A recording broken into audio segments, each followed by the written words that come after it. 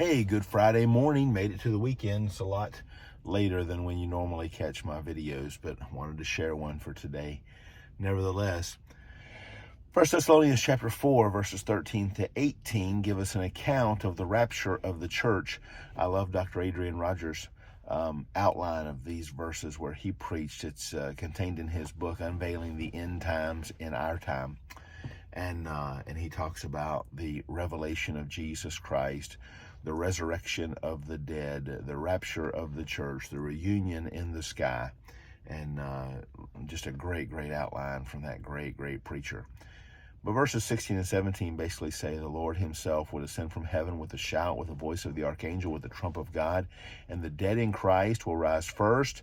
Then we who are alive and remain will be caught up together with them in the clouds to meet the Lord in the air, and so shall we ever be with the Lord. Now, to me, that account seems so clearly describing the rapture of the church. How could someone think that Jesus comes at that point and establishes his kingdom when he only comes in the clouds and we rise to meet him in the air? Post-tribulationalists will contend that, well, we go out to meet him just as you would go out to meet a visiting friend or relative that you've been waiting for a long time. You know when they're coming, you see them on the approach, and you run out to meet them and welcome them into the house, that we will welcome Jesus into the earth. And in fact, there is some, I won't say that that's an empty argument. The text was written without any chapter divisions. When you get to chapter 5, it talks about the Lord coming in chapter 5 and verse 3, bringing swift destruction upon unbelievers. And so if you simply had the rapture of the church immediately followed by the destruction of unbelievers, then you would find Christ returning for his church at the end of the tribulation period prior to the Battle of Armageddon. But I just clearly think there's a division there in timeline that just isn't necessarily visible in the text.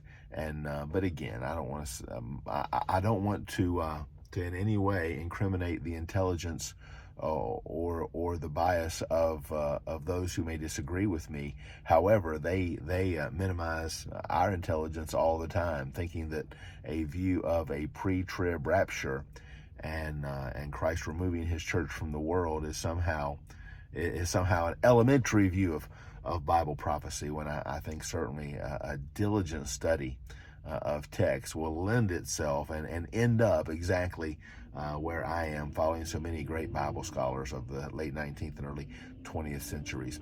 But nevertheless, we're looking for Jesus to come regardless of when he comes, and we're looking forward to a kingdom of righteousness and peace and justice. And I appreciate you watching the video today. I hope you have a great Friday for his glory. Take care and God bless.